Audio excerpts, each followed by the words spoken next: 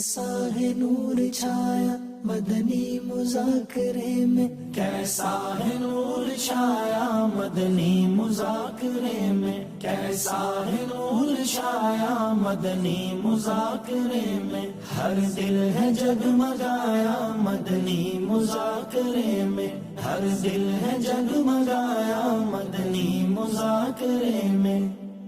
آل نبی کی الفت، اصحاب کی عقیدت، آل نبی کی الفت، اصحاب کی عقیدت، دونوں کا رنگ بھایا مدنی مذاکرے میں، دونوں کا رنگ بھایا مدنی مذاکرے میں۔ مدنی مذاکرہ ہماری زندگی کے لیے ایک ایسا انمول تحفہ ہے مرشد کا کہ جس سے ہم یہاں پر آ کے فیضیاب ہوتے ہیں، اور جو ہمارے ذہنوں میں جو سوالات ہوتے ہیں وہ بھی ہمیں اس کے جوابات مل جاتے ہیں۔ یہاں آئیں گے تو کچھ دینی باتیں سیکھنے کو ملیں گی، کچھ فائدے کی باتیں سیکھنے کو ملیں گی، کچھ ہمیں ثواب ملے گا، فائدہ ہوگا، اور دلی سکون، ذہنی سکون، یہ ساری چیزیں ظاہر ہے مدنی مذاکرے سے ملتی ہیں، علم دین حاصل کرنے سے ملتی ہیں۔ اور باہر تو سب لاہو لعبی ہے، وہاں جا کے کیا کرنا ہے، اس لیے یہاں آنا ہوتا ہے۔ سنت و بھرا اجتماع میں شرکت کر کے تو یہ سیکھا ہے کہ 14 اگست کیسے منانی چاہیے۔ ابھی یہاں پہ آئے، بیان سنا، مدنی مذاکرہ دیکھا پورا، تو امیر اہل سنت نے بھی بتایا کہ 14 اگست منانے کا شریعت کا طریقہ کیا ہے۔ ہمیں نفلیں پڑھنی چاہیے، تو کل نفل پڑھنے کی 2 رکعت ظہر کے بعد شکرانے کے طور پہ۔ میں تو تقریباً 8-10 سال ہو گئے مجھے، ہفتے کا مدنی مذاکرہ تو میں الحمدللہ مکمل دیکھتا ہوں، شروع سے لے کے آخر تک۔ پہلے تو ہم جو بھی بڑی راتیں ہوتی تھی ہم لوگ جاگ کے باہر روڈوں پہ آوارہ گردی کرتے تھے، لیکن اب جو بھی بڑی رات ہوتی ہے ہم یہاں پہ فیضان مدینہ میں آتے ہیں، یہاں پہ سنت و بڑے اجتماع میں شرکت کرتے ہیں۔ امیر اہل سنت نے یہ ذہن دیا ہے کہ جو جشن آزادی ہے، پٹاخے پھوڑ کے اس کا اظہار نہیں، بلکہ مسجد میں آ کے محفل سجا کے نعتیں پڑھ کے اور نوافل ادا کر کے اللہ تعالیٰ کا شکر ادا کیا جا سکتا ہے۔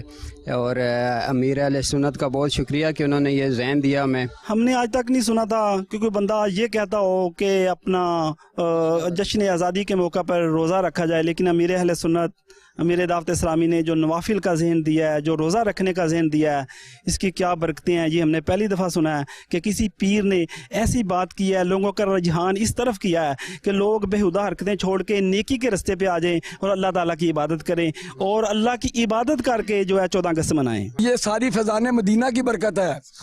آج بچے کیا، بوڑھے کیا، ہم ادھر آئے ہیں، ہم مسجد میں بیٹھ کے ہم نے 14 اگست منایا ہے۔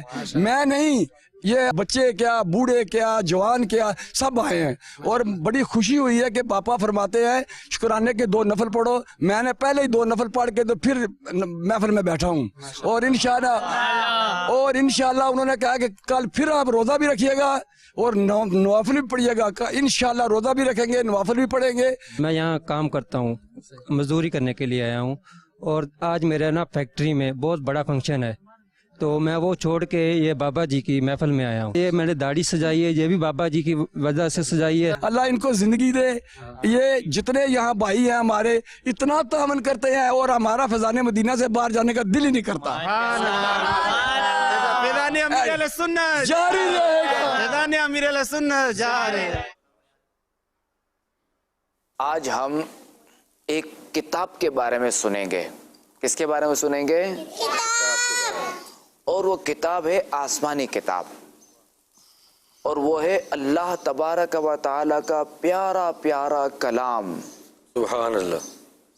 ٹھیک ہے، اور وہ کتاب جو اتری ہے نا، جو نازل کی گئی، جو اتاری گئی، وہ سب سے افضل نبی، سب سے آخری نبی محمد عربی صلی اللہ تعالی علیہ وآلہ وسلم، تو وہ جو پیاری پیاری کتابیں وہ ان پر اتاری گئی تھی۔ اور اس کتاب کا نام کیا ہے؟ ہاں، ماشاء اللہ الکریم، آخری نبی پر آخری کتاب اتاری گئی، قرآن پاک، کیونکہ اب کوئی نئی کتاب نہیں آئے گی، اور یہ اللہ تبارک و تعالیٰ کی جو یہ سب سے آخری کتاب ہے، جو کلام اللہ قرآن شریف۔ اچھا، یہ بتاتا چلوں کہ سرکار علیہ الصلوۃ والسلام سے پہلے، محمد رسول اللہ صلی اللہ علیہ وسلم سے پہلے بعض ایسے جو ہے وہ رسول گزرے ہیں، انبیاء کرام گزرے ہیں کہ ان پر بھی کتابیں اتاری گئی تھی۔ تو وہ کتاب کیا تھی؟ جو مشہور کتابیں ہیں نا، توریت شریف، زبور شریف اور انجیل مقدس، تو یہ کتاب جو ہے نا یہ صرف اور صرف انبیاء کرام، یہ صرف اور صرف نبی کو یاد ہوتی تھی، جو دیگر انبیاء کرام نا، دیگر جو نبی تھے ان کو یاد ہوتی تھی، جبکہ قرآن شریف کا یہ معجزہ ہے کہ قرآن شریف ایسی کتاب ہے کہ اس کا یہ معجزہ ہے کہ مسلمان کا بچہ بچہ اسے یاد کر لیتا ہے۔ اچھا، قرآن پاک جو وہی تقریباً 23 ایئرز میں جو نا یہ اترا ہے سرکار علیہ السلام پر، اللہ تعالیٰ کے آخری نبی پر۔ کتنے ایئرز میں اترا ہے؟ 23 ایئرز میں، 23 سال میں یہ اترا ہے۔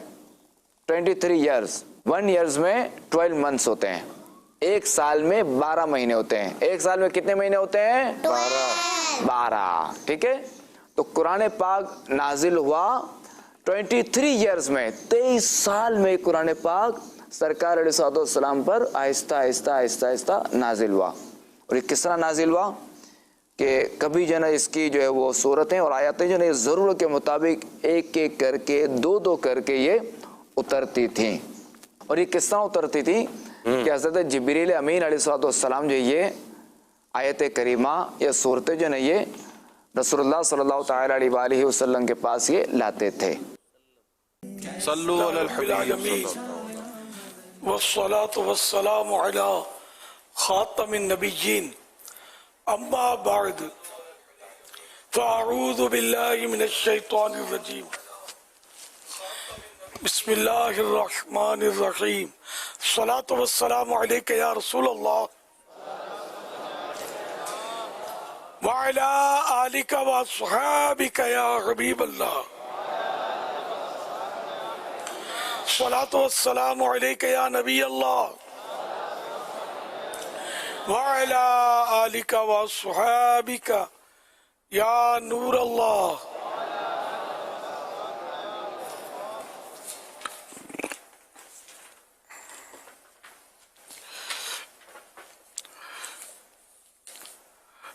نویت سنت الاعتکاف، جب کبھی داخل مسجدوں نے سعادت پائیں اعتکاف کی نیت ضرور فرمائیں۔ نیت دل کے ارادوں کہتے ہیں، دلی میں نیت کر لیجئے کہ میں نے سنت اعتکاف کی نیت کی، اب معتکف ہو گئے۔ دل میں نیت حاضر ہوتے ہوئے زبان سے بھی دوہرا لینا زیادہ اچھا ہے، چاہے مادری زبان میں کہہ لیں کہ میں نے سنت اعتکاف کی نیت کی، تو دل میں نیت ہونی ضروری ہے۔ تو جب نیت کر لی تو اب جب تک مسجد میں رہیں گے آپ کو مفت میں اعتکاف کا ثواب ملے گا، اور جب مسجد سے باہر نکلیں گے تو یہ نفل اعتکاف ختم ہو جائے گا۔ یاد رہے مسجد میں کھانا پینا، سونا، سحری، افطار، آب زمزم شریف پینا، دم کیا پانی پینا، نیاز کھانا وغیرہ اسی صورت میں جائز ہوتے ہیں جبکہ اعتکاف کی نیت کی ہو۔ نیت نہیں کی تھی، افطار کا ٹائم آ گیا، مسجد میں افطار نہیں کر سکتے۔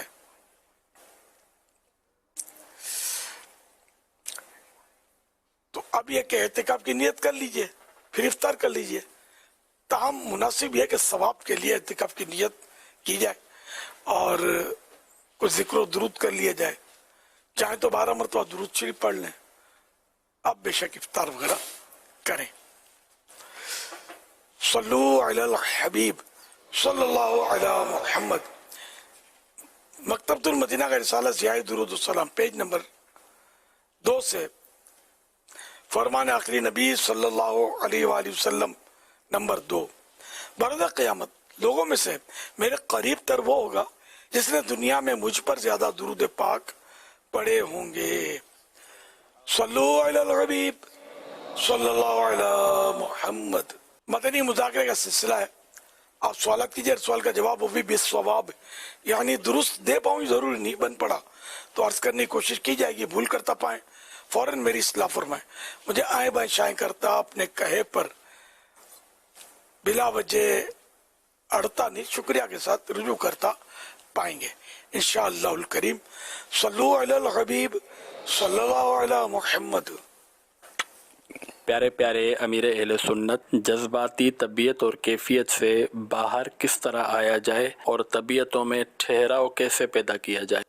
یہ کیا پوچھنا چاہتے ہیں کہ یہ جو جذباتی طبیعت میں جو جذباتی پن آ جاتا ہے، یہ جذباتی پن پر کیسے قابو پایا جائے اور بعض اوقات لوگ جلد باز ہوتے ہیں، طبیعت میں ٹھہراؤ نہیں ہوتا، تو طبیعت میں ٹھہراؤ کس طرح لایا جا سکتا ہے اور کیا چیز بہتر ہے، اس پر بھی تھوڑا سا میں نے پلس کر دیا ہے۔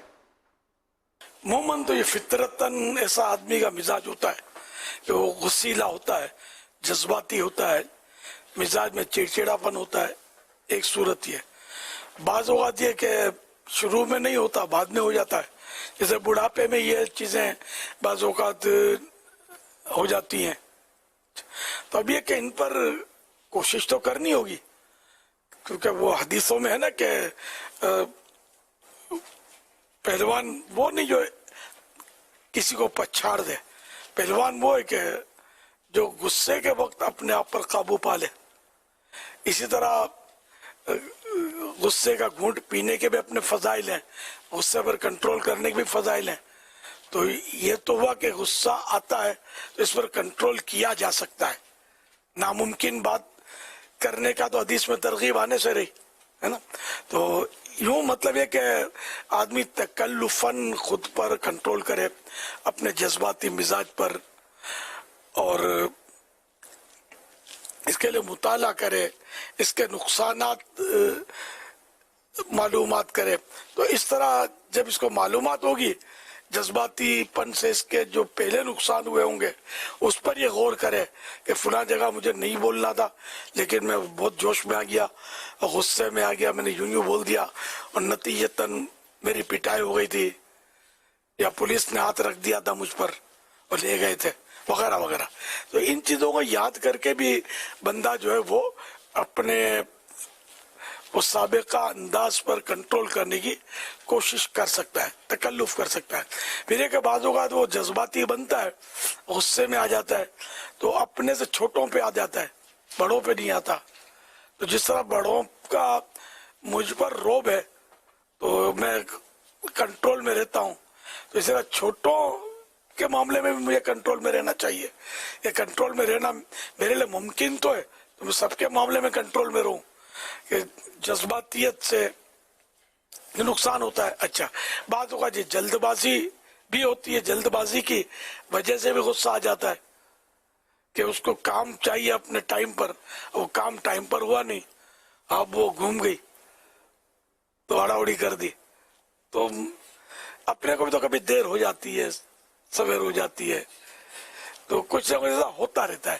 تو اس لیے آپ کوشش کر کے اس پر کنٹرول کریں۔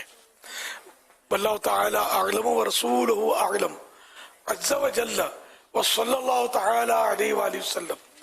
صلی اللہ تعالی علی محمد۔ آپ نے جو جواب ارشاد فرمایا ہے حضور، تو اس میں آپ نے جذباتی انداز کو اور غصے کو ایک ساتھ بیان فرمایا، تو کیا یہ جو جذباتی ہونا ہے یہ غصہ ہی ہے جو جذبات میں بندہ غصے میں ہی آ جاتا ہے؟ ایک تو یہ آپ سے وضاحت لینی تھی۔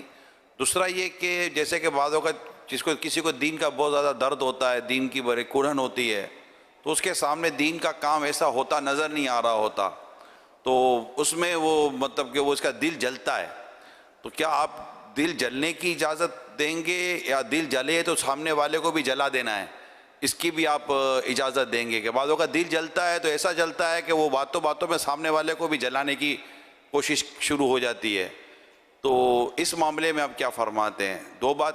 تیسری بات یہ کہ یہ ارشاد فرمائیے کہ آپ نے کہا کہ کسی کی وجہ سے طبیعت میں وہ وہ کام وقت پہ نہیں ہوا ہوتا، تو ظاہر ہے کہ جب ہم بھی اگر اپنے ٹائمنگ کو اس طرح لے کر نہیں چلتے اور ہمیں دیر ہو گئی ہوتی ہے، اب اٹھنے میں دیر ہو گئی، کھانے میں دیر ہو گئی، باتوں میں دیر ہو گئی، تو گھر سے نکلنے میں دیر ہو گئی، تو بعض اوقات ہم خود اپنی وجہ سے جلد بازی میں آ جاتے ہیں جس سے نقصان ہوتا ہے۔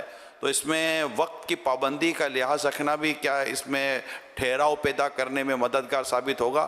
کہ اگر میں وقت کی پابندی کرتا ہوں اور ٹائم ٹیبل کے مطابق چلتا ہوں تو ہو سکتا ہے کہ وہاں جلد بازی والے کاموں سے بچ جاؤں۔ تو یہ تین الگ الگ تھے، میں نے کہا اس پر بھی اگر آپ ارشاد فرما دیں۔ دراصل جذباتی جنرلی طور پر غصے والے کو بولتے ہیں یہ بڑا جذباتی ہے، وہ انہیں غصے والا ہے۔ باقی وہ جو جذباتی کہ دین کا کام نہیں ہو رہا تو یوں جذباتی ہے، اس میں جذباتی عام طور پہ بولا تو نہیں جاتا، پھر وہ کہ اس کے ماشاءاللہ دین کی خدمت کے بڑے جذبات ہیں، जज्बात वाला आदमी है कि दीन की खिदमत होनी चाहिए। अच्छा, अब ये कि जज्बात में आकर दूसरे पर गुस्सा उतारना या जो दीन का काम नहीं कर रहा उस पर चढ़ाई कर देना, तो ये भी ठीक नहीं है ना, क्योंकि दीन का काम कर रहा है अल्लाह की रिजा के लिए।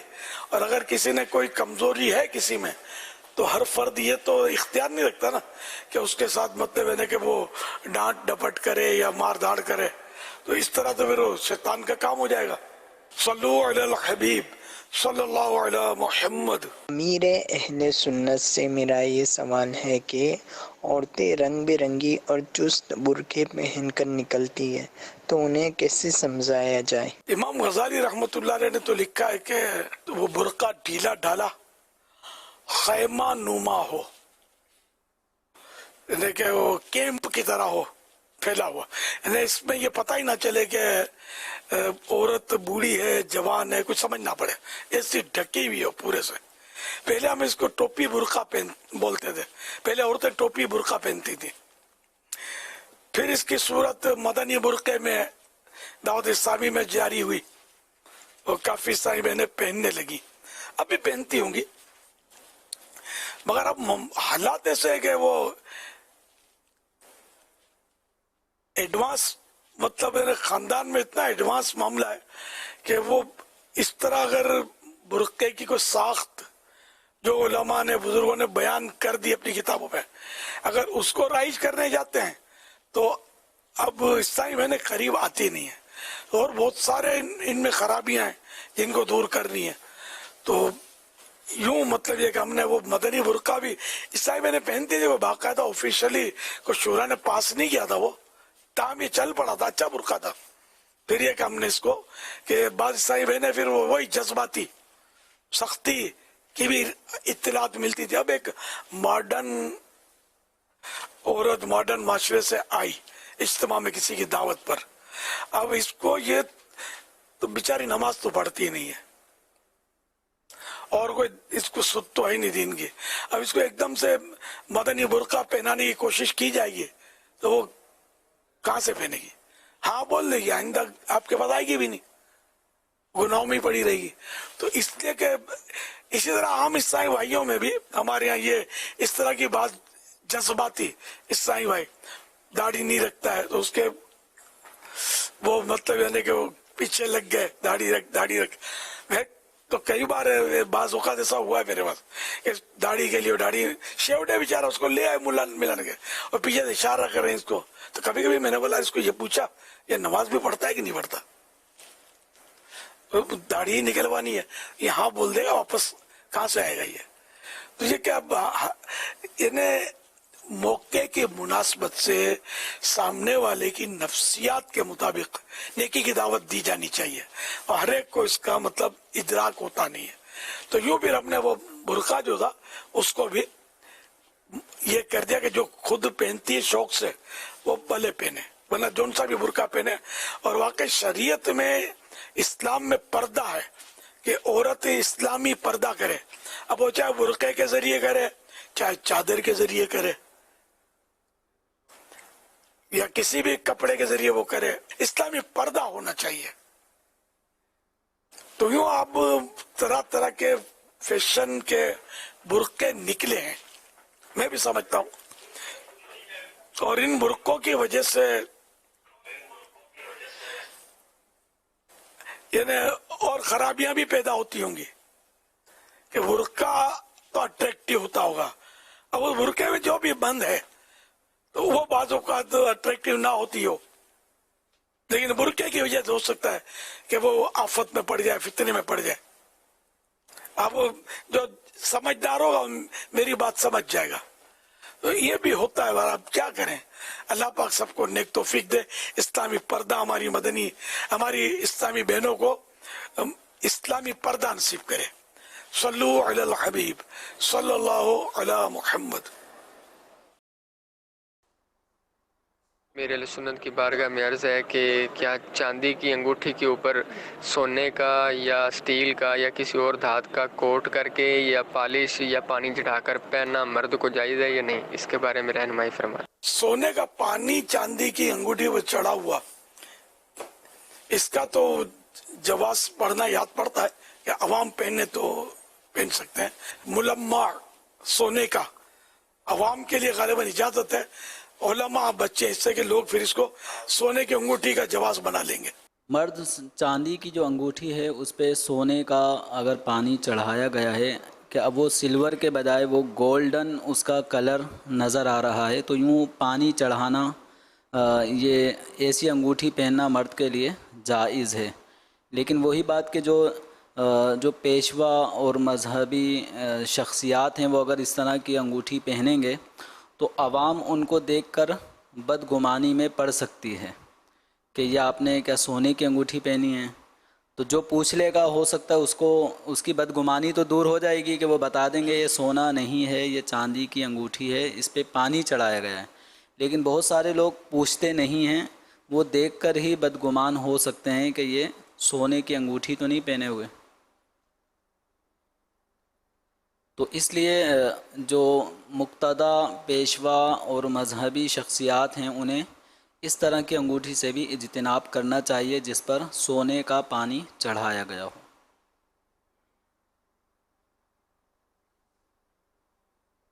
जहाँ इस तरह का माहौल हो कि सोने का पानी चढ़ी हुई अंगूठी पहनने का राइज नहीं है, तो वहां भी पहनने से बचना ही समझ में आता है कि बेहतर ये कि बचे।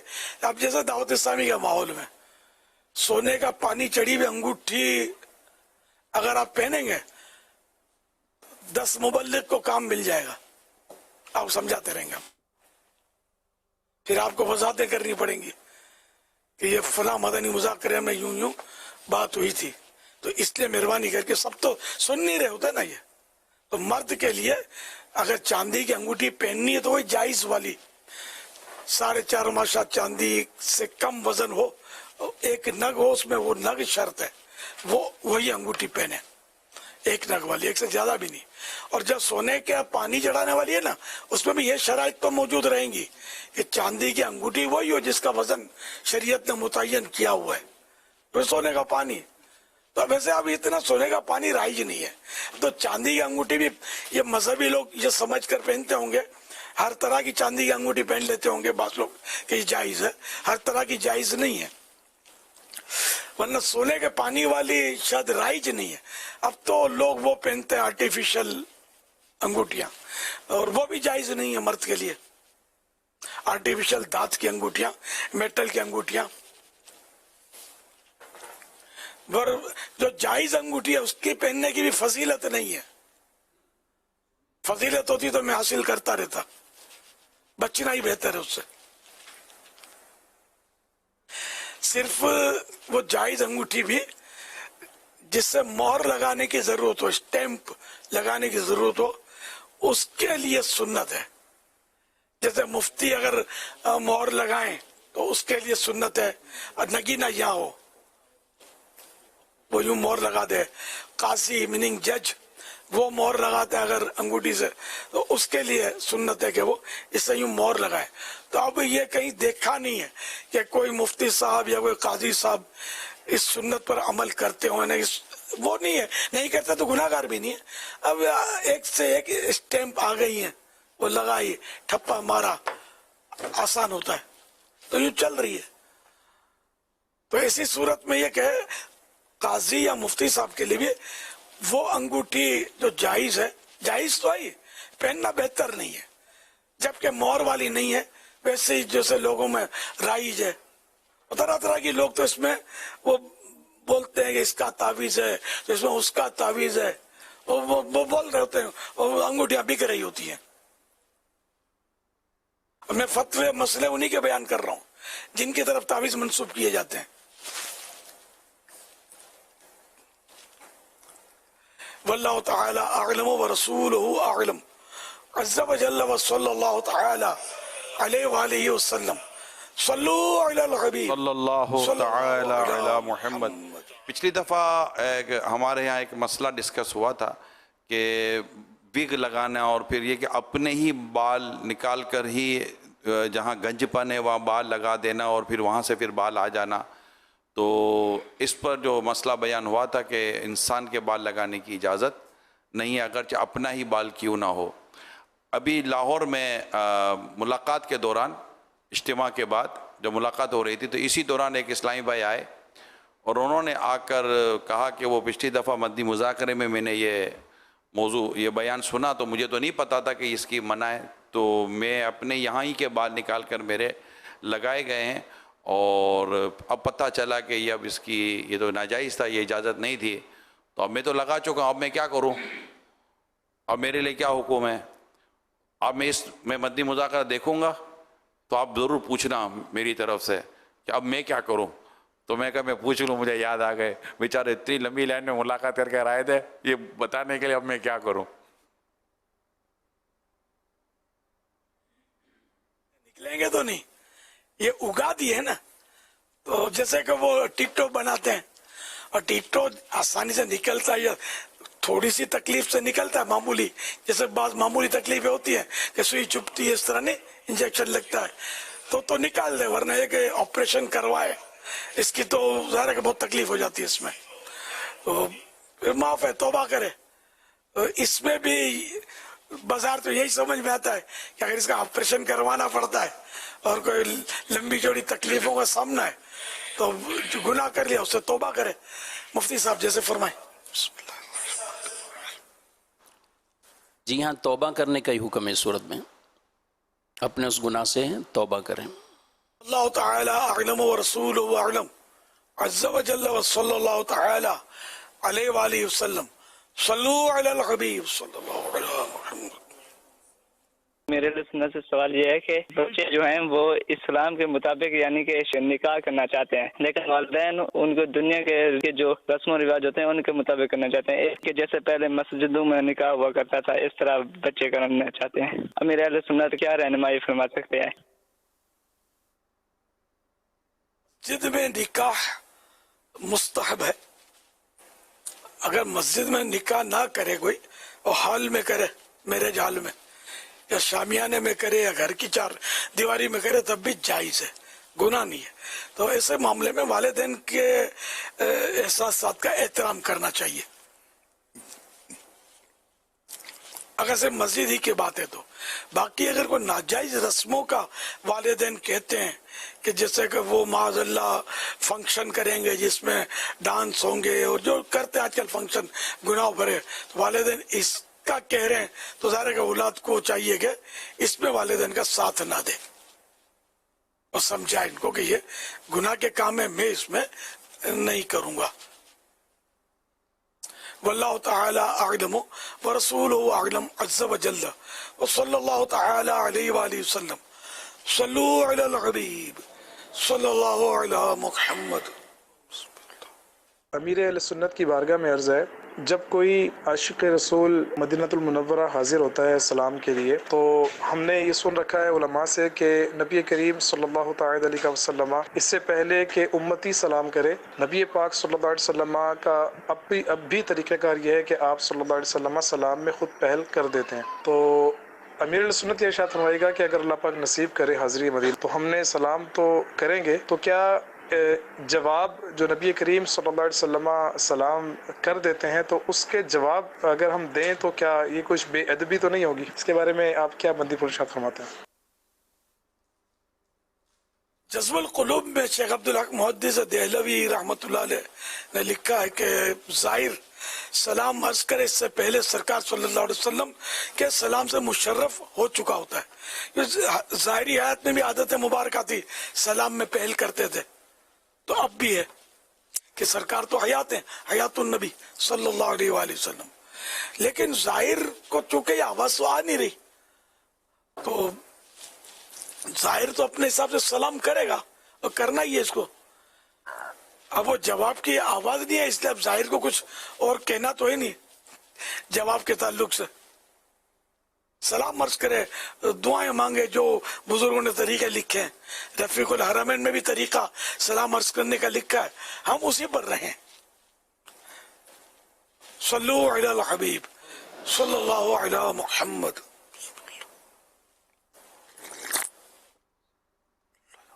यदि घर में खटमल, मच्छर और पिस्सू अगर ज़्यादा हो जाएं और बहुत ज़्यादा इंसान तकलीफ़ में आ जाए तो इनको जला सकते हैं। ये खटमल वगैरह को जलाना तो मना है, क्योंकि ये आग का अजाब है और आग का अजाब हमें देने की इजाजत नहीं है। किसी जानवर को या किसी चीज को जलाया ना जाए। अलबत्ता ये खटमल, पिस्सू वगैरह जो भी है, इसको दवाएं छिड़की जाती हैं, इस पर दवाओं के जरिए गुजारा किया जाए।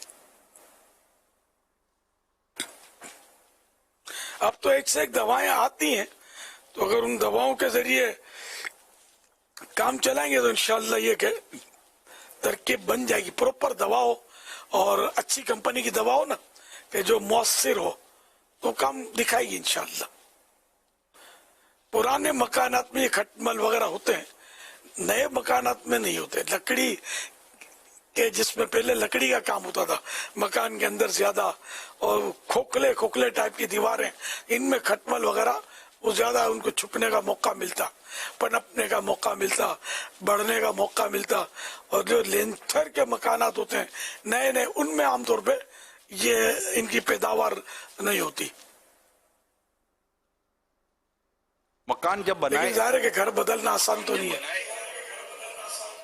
मकान जब बनाए जाते हैं तो जो भी अपने नए मकान बनाते हैं तो बेसिकली ऐसा भी होता है कि मकान बनाने के बाद एक स्प्रे भी करवा लिया जाता है, और वो स्प्रे से भी बसा औकात लकड़ी और बस जगहों पर तहफ़्फ़ुज़ रह जाता है। तो ये इस तरह के जो भी खटमल, मच्छर या दीमक वगैरह से बचत के लिए इस तरह की दवाइयाँ इस्तेमाल की जाती हैं। पिछले दिनों वो सबक आमूज़ ख़बरें की तैयारी में एक ऐसी ख़बर आई थी जिसमें दवाओं के इस्तेमाल की वजह से घर में कुछ बच्चों को आजमाइश हो गई थी और वो फौत भी हो गए थे।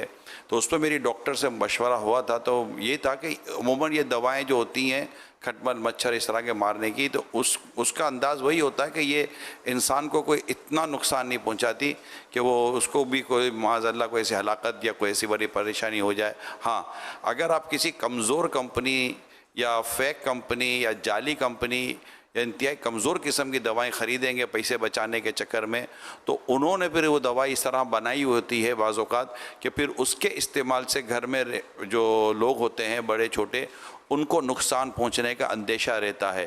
तो आपने ये जो बयान किया ना कि अच्छी कंपनी का ले, तो अच्छी कंपनी का एक तो मौसर भी होती है, यानी असर वाली भी होती है।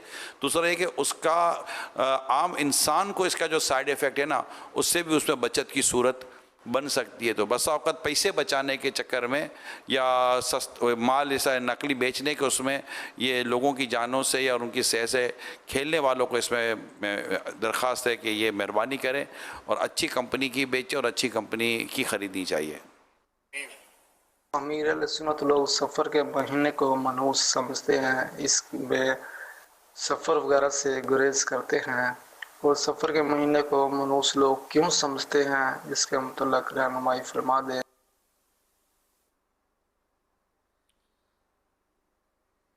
हदीस शरीफ में वला सफ़रा, और सफ़र कोई चीज़ नहीं।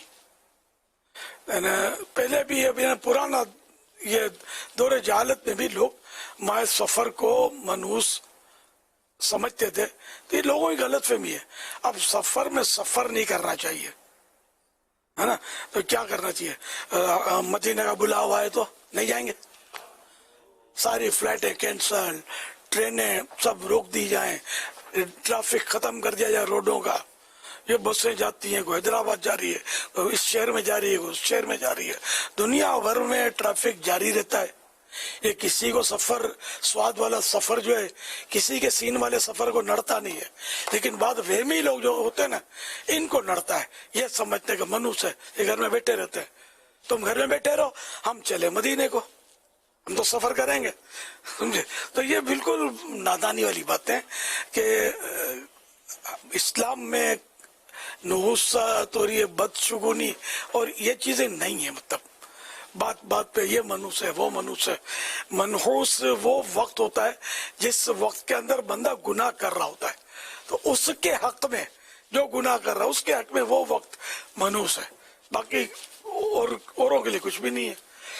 तो ना बदशुगुनी कि यूं करेंगे तो ये नुकसान हो जाएगा, वो यूं हो जाएगा, तो काली बिल्ली आड़े उतर गई तो अब सब सफर नहीं कर सकते, मतलब तरह तरह की लोग बातें करते हैं। तो इसमें मकतबतुल मदीना की किताब है, बदशुगूनी उसका नाम है, तो वो किताब आप जरूर पढ़ लें, इंशाल्लाह बहुत सारी मालूमात होगी।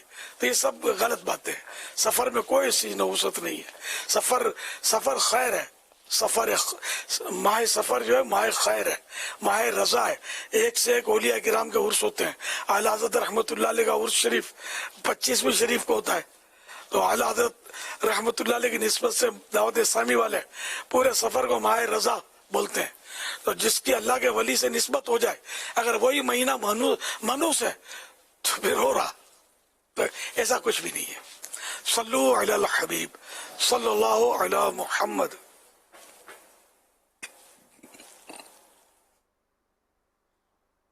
हबीब सल्लु अलल हबीब सल्लल्लाहु ताला अला मुहम्मद।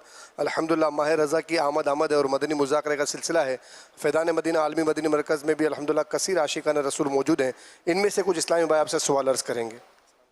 अस्सलामु अलैकुम व रहमतुल्लाहि व बरकातुहू। वालेकुम अस्सलाम व रहमतुल्लाहि व बरकातुहू। अमीर अहले सुन्नत की बारगाह में अर्ज़ है कि कोई बंदा अगर करामात औलिया पर यकीन तो रखता हो, लेकिन उसने कोई करामत ना देखी हो, तो क्या वो अपने पीर से करामत देखने की ख्वाहिश कर सकता है?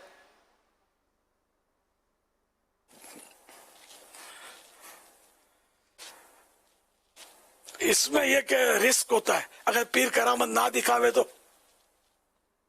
फिर बदजन होगा ना। तो इसलिए मतलब वो अल्लाह ने फरमाया फतह बाब ना चाहे, न दरवाजा खुलने की वो डिमांड ना करे, मुतालबा ना करे। कि बात होगा थी कि अच्छा पीर को लोग समझते हैं कि वली होना चाहिए उसका, तो ये जहन में रखें कि पीर के लिए वली होना शर्त नहीं है, और हर वली पीर नहीं होता। वली के लिए पीर होना शर्त नहीं है। पीर की 4 शर्तें हैं कि वो सुन्नी पक्का हो, सही उल अकीदा सुन्नी आला हज़रत फरमाते हैं, आलिम हो, और इसका सिलसिला सरकार सल्लल्लाहु अलैहि वसल्लम से मिलता हो, यानी सिलसिला तरीक़त में, औलाद में नहीं, नसब में नहीं, तो मिलता हो सिलसिला, और फांसी के मौलिन अलल ऐलान फिस्क ना करता हो। ये 4 शर्तें आला हज़रत रहमतुल्लाह अलैह ने लिखी हैं, इसमें कहीं विलायत का तस्करा नहीं है। तो अब ये कि पीर करामत कहाँ से दिखाएगा अगर वली नहीं है तो? अच्छा, फिर हर वली करामत ही दिखाए ये भी जरूरी नहीं है।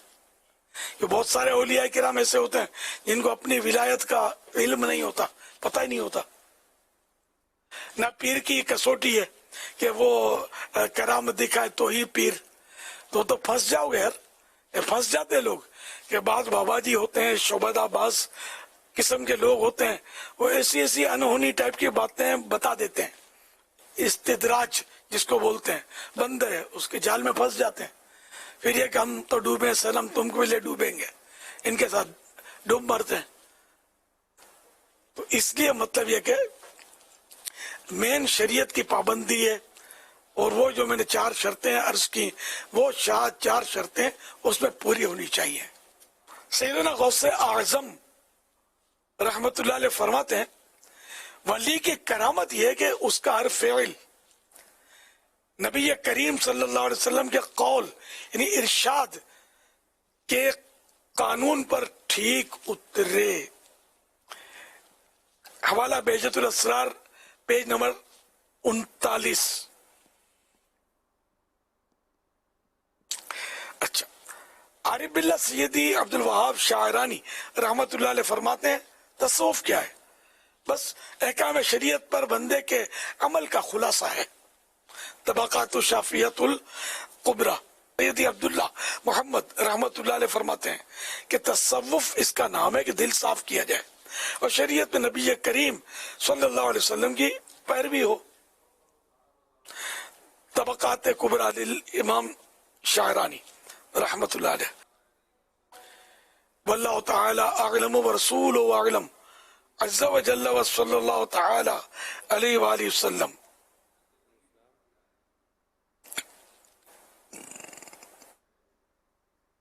یہ جن اسلامی بھائی نے سوال عرض کیا تھا تو یہ مدنی فیس پہ کہہ رہے ہیں کہ میں 12 ماہ مدنی قافلے میں انشاءاللہ سفر کروں گا دورہ حدیث شریف کے بعد.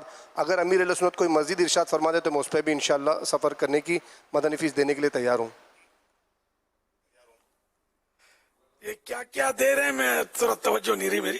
دورہ حدیث شریف کے طالب علم ہیں 12 ماہ مدنی قافلے میں یہ انشاءاللہ سفر کریں گے دورہ حدیث شریف کے بعد ثالثہ کے بعد خامسہ کے بعد انشاءاللہ یہ سفر کریں گے اور اگر مزید آپ کچھ ارشاد فرما دیں تو یہ اس پر بھی مدنی فیس دینے کے لیے تیار ہیں. میں تو مدنی قافلے والا ہوں. میں اگر بول دوں آپ بھی سے بیٹھ جاؤ تو پھر یہ مشکل ہو جائے گا ان کے لیے. تو بھلے خامسہ پورا کر لیں کیونکہ اب خامسہ کا کافی سفر یہ کر چکے ہیں.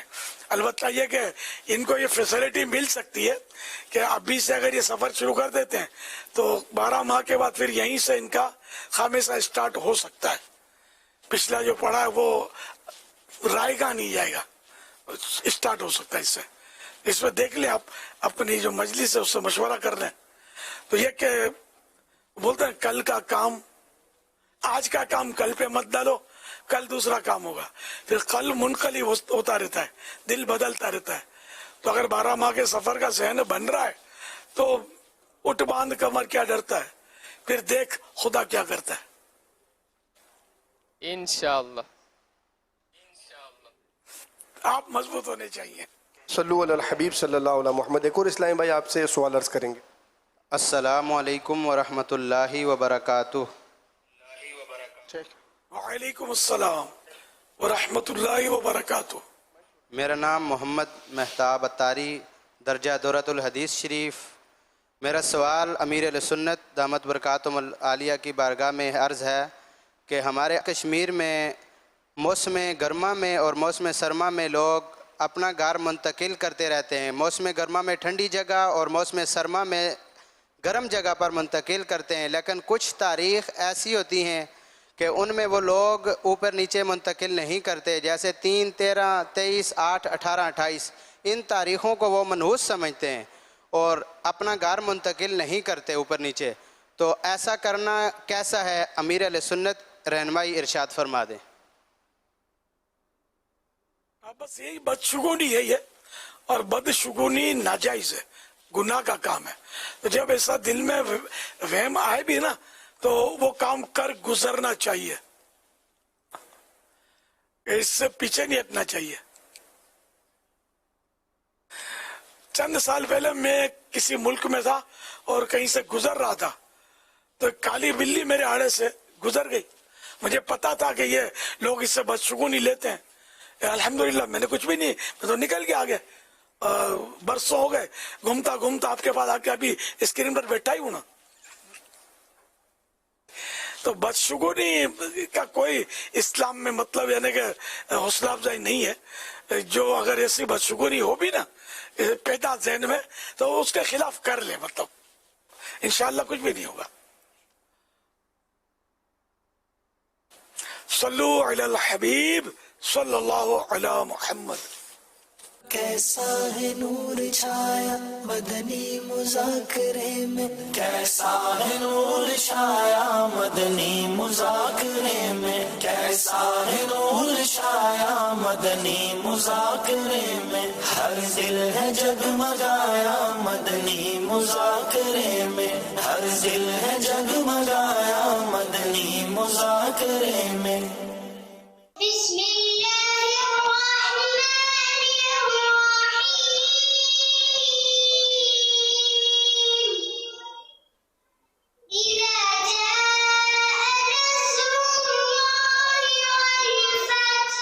لبيك اللهم لبيك لبيك لا شريك لك لبيك إن الحمد والنعمة لك والملك لا شريك لك. اللهم باسمك أموت وأحيا. میں نے آنکھوں سے دیکھا نہیں ہے مگر ان کی تصویر سینے میں موجود ہے. پاکستان کا مطلب کیا؟ لا الہ الا اللہ. کون ہمارے رہنما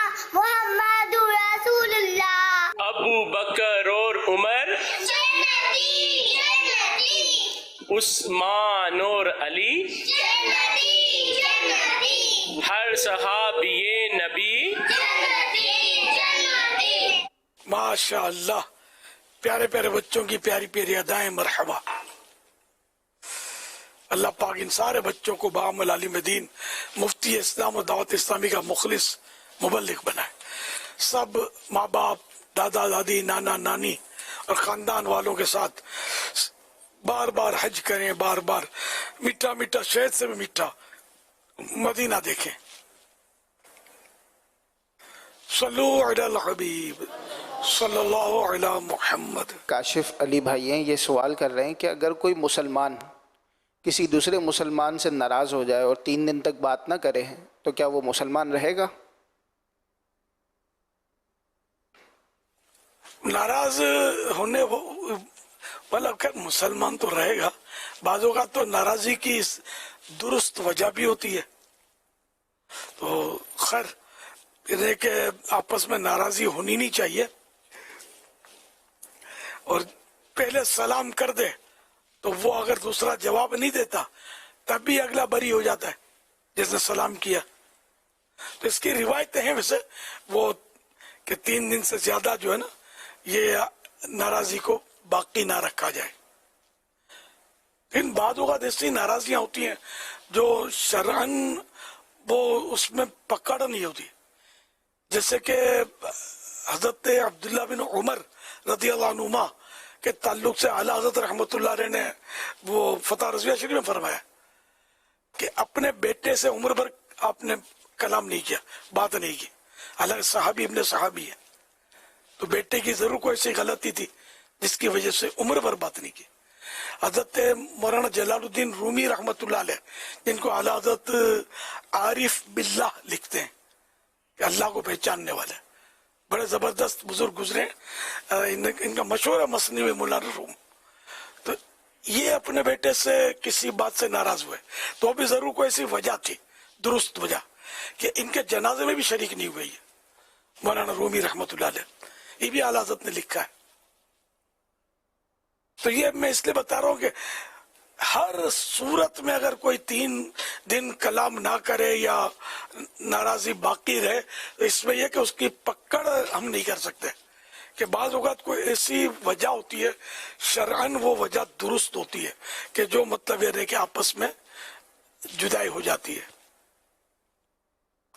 لیکن عام طور پر ہمارے ہاں یہ وجوہات نہیں ہوتی، ہمارے ہاں وجوہات نفس کی ہوتی ہیں کہ نفس کی خاطر بس وہ بات بات پہ ہمارے لڑ جاتے ہیں اور وہ جدائیاں ڈال دیتے ہیں خاندانوں میں، وہ تڑے ڈال دیتے ہیں اور کیا کیا کر دیتے ہیں، تو یہ سب یہ نہیں ہونے چاہیے، ان کی مذمت ہے۔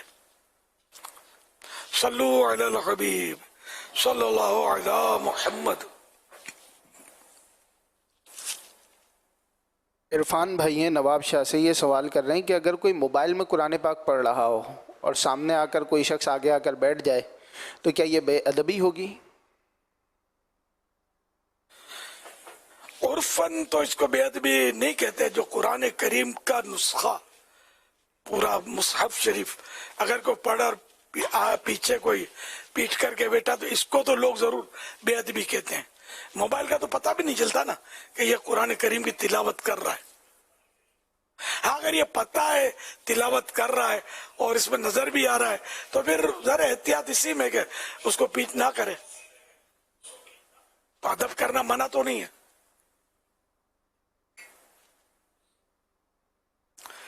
واللہ تعالی اعلم ورسولہ اعلم عز وجل وصلی اللہ تعالی علیہ وآلہ وسلم۔ صلو علی الحبیب صلی اللہ علی محمد۔ ایک سوال یہ آیا ہے کہ ٹیک لگا کر قرآن پاک کی تلاوت کرنا کیسا ہے؟ دیکھو آداب میں سے تو یہ ہے کہ باوضو قبلہ رو 2 زانو بیٹھ کر تلاوت کرے۔ اب اگر 2 زانو نہیں بیٹھا اور 4 زانو بیٹھا ہے جس کو چوکڑی مار کر بیٹھنا بولتے ہیں، تو چوکڑی مار کر بیٹھا ہے، پلوٹھی بنا کر بیٹھا ہے تو بھی جائز ہے۔ اس طرح ٹیک لگا کر کوئی تلاوت کر رہا ہے तब भी जायज़ है। अब आमतौर पर कुर्सी पर बैठकर भी, आमतौर पर नहीं लेकिन बहुत सारे लोग कुर्सी पर बैठकर भी तिलावत करते हैं, तो टेक तो ऑलरेडी उस पर लगी होती है, तो ये मतलब इसको मना भी नहीं कहेंगे, लेकिन वो ये आदाब जो है वो मैंने जो अर्ज किया उसके अपने फवाइद और बरकतें हासिल होंगी। सल्लु अलल हबीब सल्लल्लाहु अलैहि मुहम्मद। अमीर सुन्नत की बारगाह में अर्ज़ है कि पंजाब में दरियाए सतलुज में आज रात को 2.5 लाख क्यूसेक पानी आएगा, जिसकी वजह से वहाँ के लोग बड़े परेशान हैं, तो उनके लिए दुआ फरमा दें। अल्लाह पाक से आफियत का सवाल है। अल्हम्दुलिल्लाह रब्बिल आलमीन वस्सलातु वस्सलामु अला खातमिन नबिय्यीन या रब्बल मुस्तफ़ा जल्ला जलालुहु व सल्लल्लाहु तआला अलैहि वसल्लम। ये जो बताया गया कि पेशिंग हुई है कि आज 2.5 लाख क्यूसेक पानी आएगा सतलज में, पंजाब के दरिया में। इलाहुल आलमीन, अगर ये खबर दुरुस्त है इलाहुल आलमीन, तो इससे आफियत का सवाल है। अल्लाहुम्मा इन्नी अस्अलुकल मुआफ़ाता फिद दुनिया वल आखिरा। अल्लाह पाक इस पानी का रुख ऐसी जगह हो जाए कि जहाँ किसी को नुकसान ना हो, न जानी न माली, न खेत तबाह हो, न हमारे बागात तबाह हो, न इंसानी आबादियों को इससे कोई परेशानी पहुंचे मौला करीम, तो उससे रहमत का सवाल है। आमीन बिजाए खातमिन नबिय्यीन सल्लल्लाहु तआला अलैहि वसल्लम। सल्लु अलल हबीब सल्लल्लाहु अलैहि मुहम्मद।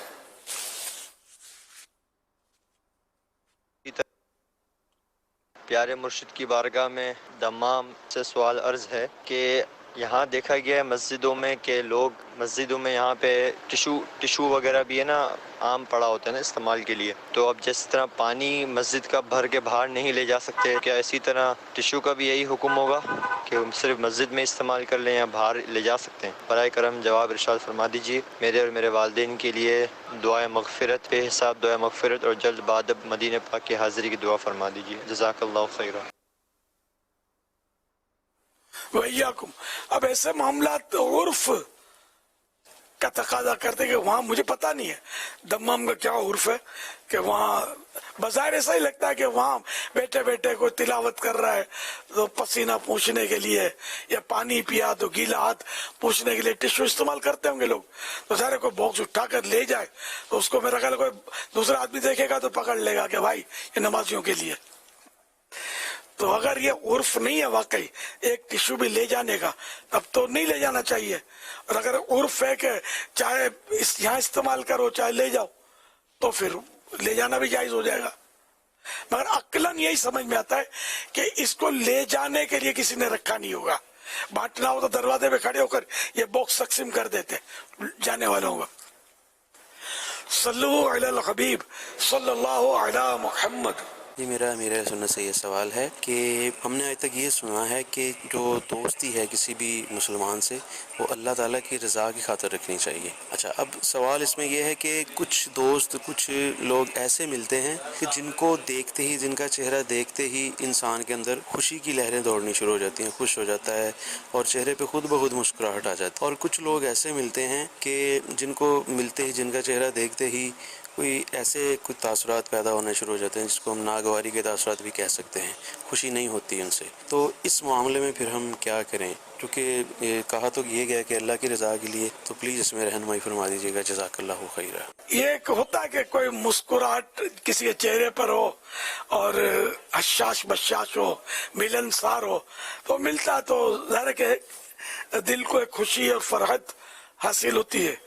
और जिसके चेहरे पर मुस्कुराहट ना हो, सपाट चेहरा हो, या ऐसा लगे कि अपने को ये गुस्से में भरा हुआ है, अगर जब गुस्से में भरा हुआ नहीं होगा, ये लगे देखने वाले को, तो उससे मतलब वो दिल मानूस नहीं होता।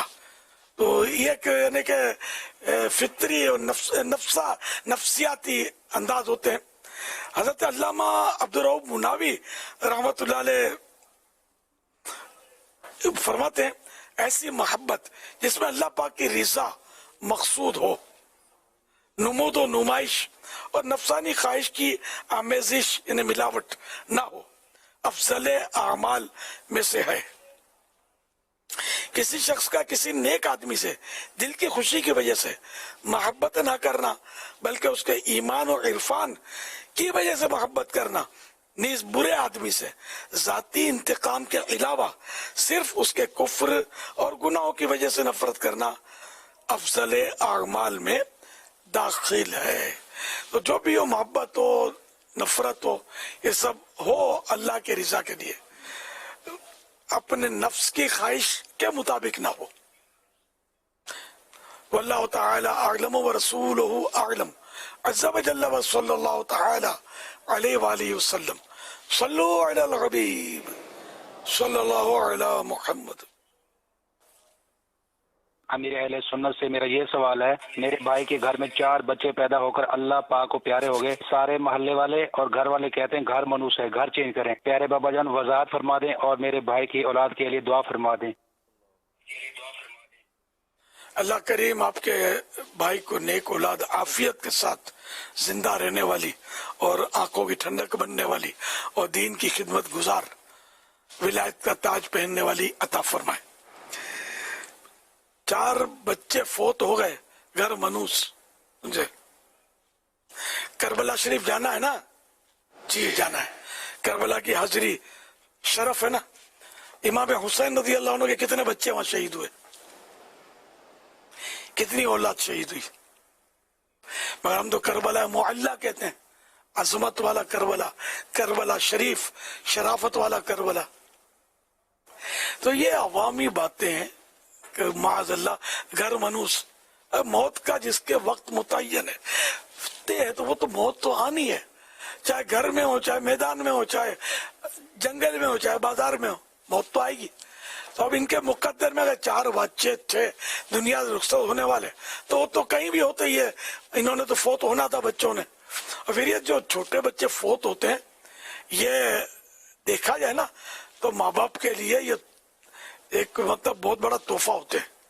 इसमें तसल्ली है कि ये दोज़ख के दरवाजे पर, ये नाबालिग बच्चे फोत होने वाले दोज़ख के दरवाजे पर रुकावट बनेंगे माँ बाप को जाने से इंशाअल्लाह, और जन्नत के दरवाजे पर इस्तिकबाल करेंगे। तरह तरह के इनके फजाइल बयान किए गए हैं। तो यूं बच्चे जो हैं जो फोत होने वाले, ये वालिदैन के हक में मुफीद होते हैं, नुकसानदेह नहीं होते। तो फायदे वाली चीज मनुष्य कैसे हो सकती है, और जहाँ फायदे वाली चीज हासिल हुई वो जगह मनुष्य कैसे हो गई? तो ये वहम ना करें, अल्लाह पाक की रिजा पर राजी रहें। सल्लल्लाहु ताला अला मुहम्मद। फ़ायदे वाली चीज़ मनहूस कैसे हुई, बहुत प्यारी बात आपने इरशाद फरमाई। लेकिन क्या जहाँ नुकसान होता हो क्या वो चीज़ मनहूस हो जाएगी? अब हमारे यहाँ ये मनहूस का जो लफ्ज़ बोलने में बिल्कुल बेबाक हैं, लोग झूठ से बोल देते हैं फ़ला मनहूस, तो हमारी शक्ल मनहूसों जैसी है। यार ये मनहूस जब से आया है ना हमारे मतलब कि बिल्डिंग में, हमारे घर में, यार नहूसत छाई हुई है। ये लगता है बहू मनहूस है, ये लगता है कि यार ये नौकर मनहूस है। यार ये काम, ये पता नहीं कौन सी मनहूस घड़ी थी जिसमें हमने ये सारे काम शुरू किए। आपको लगता नहीं कि कुछ ज़्यादा ही इसमें लोग मुब्तला होते चले जा रहे हैं कि ये नहूसत तो ये मनहूस। अच्छा, अपने काम को, अपने किरदार को, अपनी गलतियों को देखने का शायद रुझान कम है। जैसे वो कहते हैं यार पता नहीं सुबह किसका मुंह देख लिया था कि ये हो गया। अब उसके कान में कोई जाकर बोले कि आप थोड़ा सा गौर करें, सुबह शायद आपने अपना ही मुंह देखा था। सबसे पहले इंसान उमूमी तौर पर सुबह उठकर अपना ही मुंह देखता है आईने में जाकर। तो अब ये कि इसको क्या समझावे कि तुमने किसका मुंह देख लिया था, तो उसके कान में बोले ना थोड़ा थोड़ा गौर कर दो, बोलेगा हाँ यार मैं तो अपना ही मुंह देखा था, नहीं गलती हो गई, ये माफ़ी चाहता हूँ, मैं नहीं मनुष्य। तो अब मसला सारा ये कि ये जो सोच डेवलप हुई है और ऐसा लगता है कि कई जगहों पर पुख्ता है, तो कैसे ख़त्म कैसे किया जाए? ने आपने अच्छी दलील दी कि या तो बंदा ये कि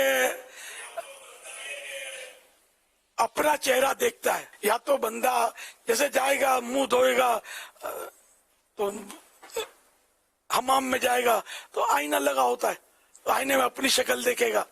तो अब किसकी शक्ल देगी? तो अपनी शक्ल देखी।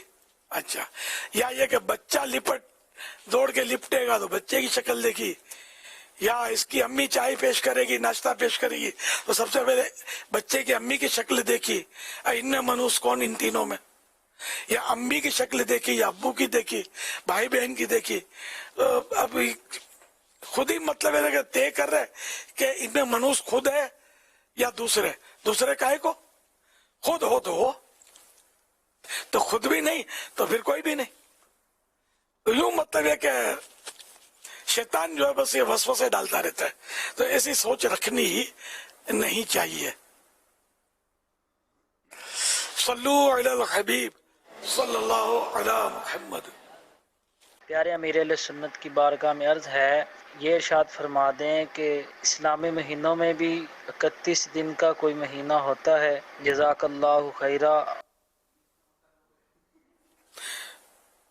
وَإِيَّاكُمْ.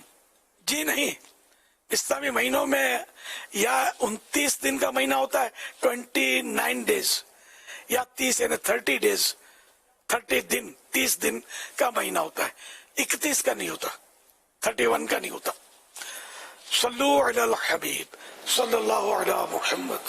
سوشل میڈیا پر سوال ہے کہ لال مرچیں سر پر گھما کر جو نظر اتاری جاتی ہے تو اس کی کیا حقیقت ہے؟ یہ ٹوٹکا گھریلو ٹوٹکے کہلاتے ہیں. یہ گھروں میں رائج ہے اور اس کے فوائد بھی بعض اوقات دیکھے جاتے ہیں کہ مرچیں یہ گھما کے اگر توے پہ ڈالو اور یہ جلیں، یا کوئلوں میں ڈالو جلتے ہوئے یہ جلیں، اور اگر ایک دم سے بدبو نکلے، مرچوں کی بدبو یا بو بڑی خطرناک ہوتی ہے، ٹھاؤں ٹھاؤں ایک دم کھانسیاں شروع ہو جائیں گی، چھینکیں شروع ہوں گی، بندہ بھاگے گا وہاں سے. تو اس کا مطلب یہ کہ نظر نہیں ہے، یہ نارمل مطلب. اور بعض وقت مرچیں ڈالو تو بو نکلتی نہیں ہے، کچھ بھی نہیں ہوتا، تو اس کا مطلب اس کو نظر ہے. تو دوبارہ ڈالے، دوسرے دن ڈالے، تو اس طرح جب یہ بو آنی شروع ہو جائے تو یہ سمجھو کہ نظر اتر چکی ہے. تو اس طرح کے کئی ٹوٹکے جو ہیں یہ مطلب بزرگوں سے بھی رائج ہیں. تو اب یہ کہ یہ ٹوٹکوں پر میں نے اس لیے مطلب اس کی وضاحت کی کہ اب یہ سوال کر لیا گیا. اب دور نازک ہے، سوشل میڈیا پہ عقل مند لوگ بیٹھے ہوتے ہیں، تو ان کی عقلیں جو ہوتی ہیں محدود سوچوں کی عقلیں ہوتی ہیں.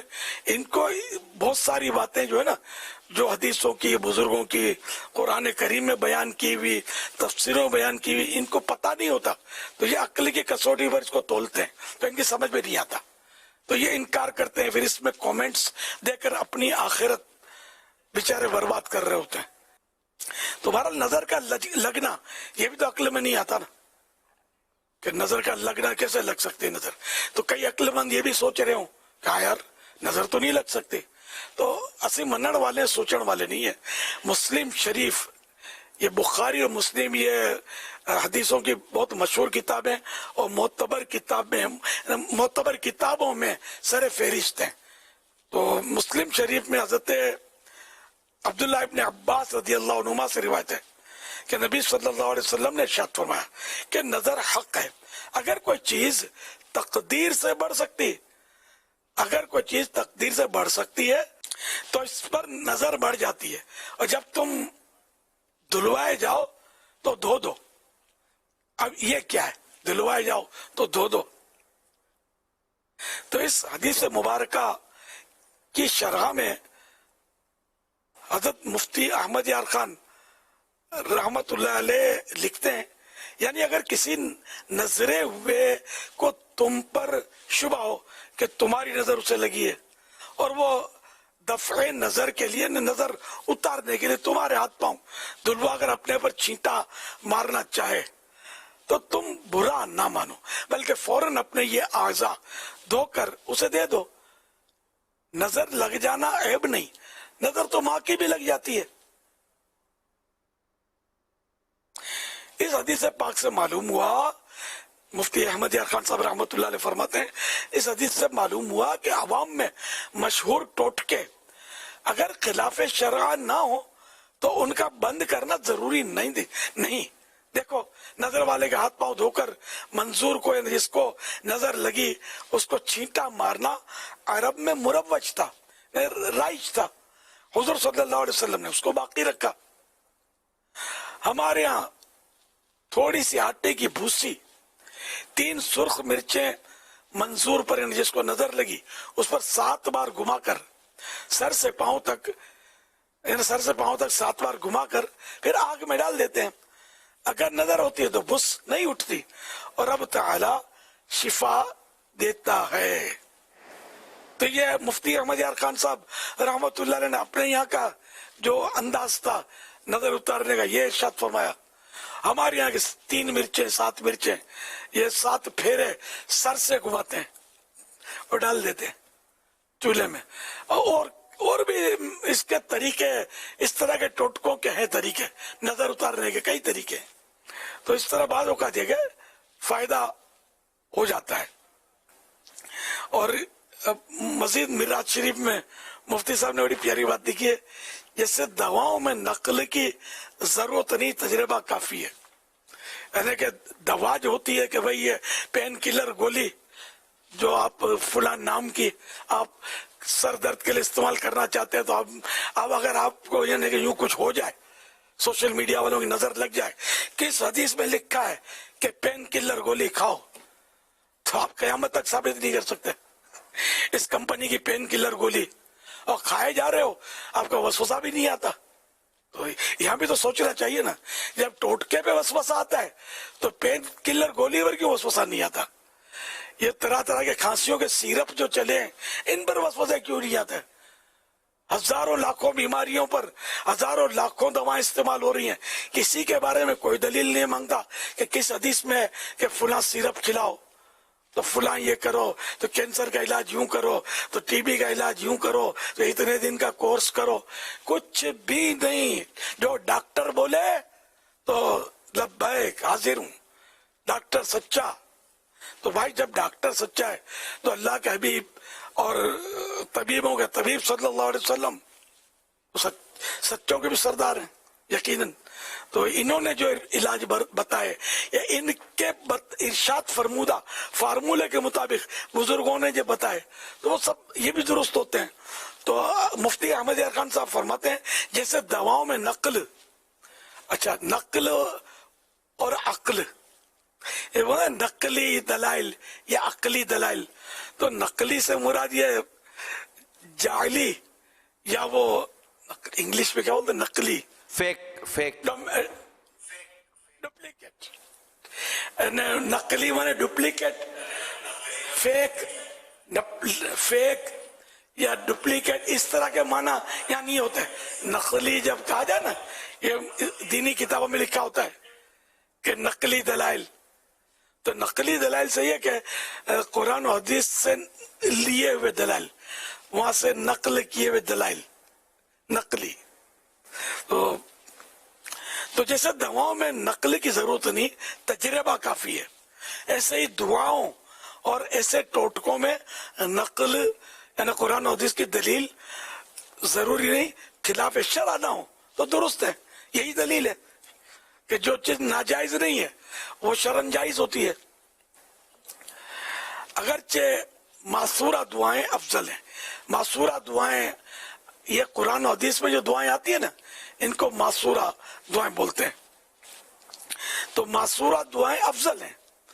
हजरत उस्मान गनी रज़ी अल्लाह अन्हु ने एक खूबसूरत तंदुरुस्त बच्चा देखा तो फरमाया इसकी ठोड़ी में स्याही लगा दो, स्याही मीनिंग इंक, ताकि नजर ना लगे। तो अब बताइए कि ये जो काला टिक्का यहाँ हमारे बच्चों को ये कोई गाल पे लगाता है, कोई यहाँ लगाता है, तो उस्मान गनी रज़ी अल्लाह अन्हु की अदा हमको अदा करनी चाहिए कि लगा नहीं ना काला टिक्का तो यहाँ ठोड़ी में लगाया करें काला टिक्का।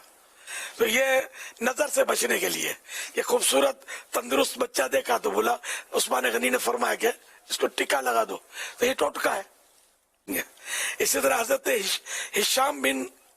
हिशाम इब्ने उर्वा जब कोई पसंदीदा चीज देखते तो फरमाते माशा अल्लाह ला कुव्वता इल्ला बिल्लाह, तो अब ये भी दुआ है कि पसंदीदा चीज अपनी या दूसरे की देखकर ये दुआ पढ़ेंगे तो इंशाअल्लाह अपनी नजर उसको नहीं लगेगी।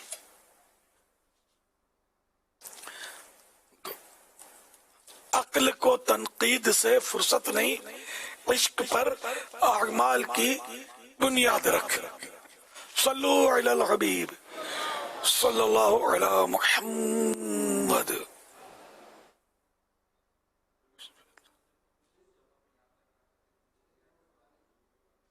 जी मेरा सवाल ये कि जिस तरह शराब इस्लाम में हराम करार पाई गई है, क्या इसी तरह ही सिगरेट इस्लाम में हराम करार है? जिस तरह शराब हराम इस तरह सिगरेट का पूछा है। जी जी शराब तो हराम है कि शराब इसलिए हराम है कि नापाक है, और दूसरा हराम होने की वजह यह कि इसमें नशा आता है। नशा ना भी आए तब भी शराब हराम है क्योंकि ये नापाक है।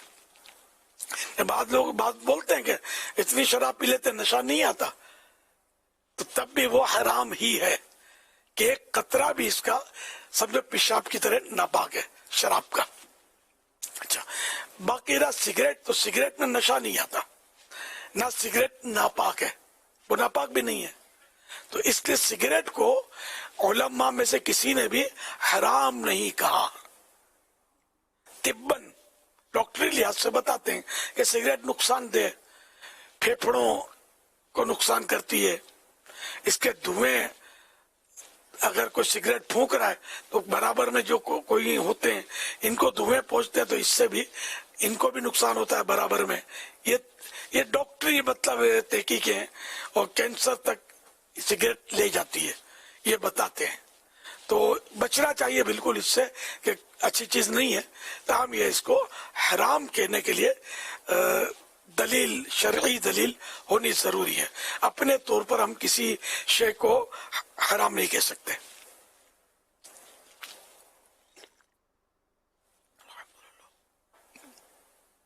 पिछले दिनों अमीर अहले सुन्नत की जानिब से, अमीर अहले सुन्नत की तरफ से फैज़ान कुरान मसाजिद बनाने के हवाले से ऐलान हुआ था। आइए उसके हवाले से हमारे पास एक वीडियो है, वो देखते हैं। दावत इस्लामी की मजलिस खुद्दामुल मसाजिद दुनिया भर में बनाम फैज़ान कुरान 540 मस्जिदें बनाएगी। फैज़ान कुरान मस्जिदें बनाओ, मस्जिदें बनाओ, जो मस्जिदें बनाए रहमत से हिस्सा पाए, जो मस्जिदें बनाए रहमत से हिस्सा पाए। तुम मस्जिदें बनाओ, जन्नत में घर पाओ, तुम मस्जिदें बनाओ, मुसलसल अजर पाओ। मस्जिदें बनाओ, मस्जिदें बनाओ। न सिर्फ ऐलान किया बल्कि ऐलान के एक माह के अंदर अंदर कराची के 37, सूबा सिंध के 56, बलूचिस्तान के 50, पंजाब के 222, इस्लामाबाद के 5, कश्मीर के 8, खैबर पख्तूनख्वा के 50 और गिलगित बल्तिस्तान के 2 मकामात पर फैज़ान कुरान मस्जिद के लिए जगहें फाइनल की जा चुकी हैं, और इन 430 मकामात में से 144 मकामात पर संगे बुनियाद रखा जा चुका है, और 11 मकामात पर नमाजें भी शुरू हो चुकी हैं। अल्हम्दुलिल्लाह, माशाअल्लाह। सैयदी अमीर सुन्नत की बारगाह में अर्ज़ है, सोशल मीडिया के ज़रिए एक सवाल है कि अगर सुबह तक बर्तन न धोए जाएं तो क्या शैतान उन बर्तनों में मुंह मारता है?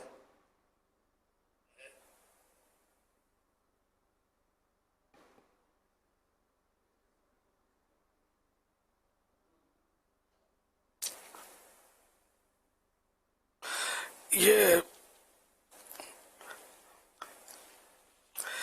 हजरत अनस बिन मालिक रज़ी अल्लाह तआला से मरवी है।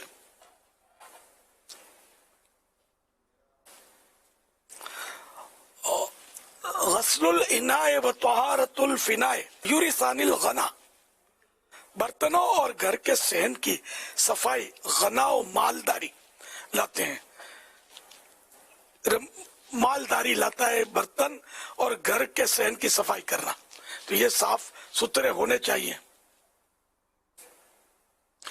شیطان منہ مارتا ہو اس تعلق سے تو کچھ کہا نہیں جا سکتا. البتہ بخاری و مسلم کی روایات میں یوں ہے کہ رات کو کھانے پینے کے برتنوں وغیرہ کو اللہ کا نام لے کر ڈھانپ دو تو وہ شیطان اور بلاؤں کے اثر سے محفوظ رہے گا. البتہ جس برتن میں کھانا کھایا اس کو صاف نہ کرنا، اس کو تنگ دستی کے اسباب میں شمار کیا گیا ہے.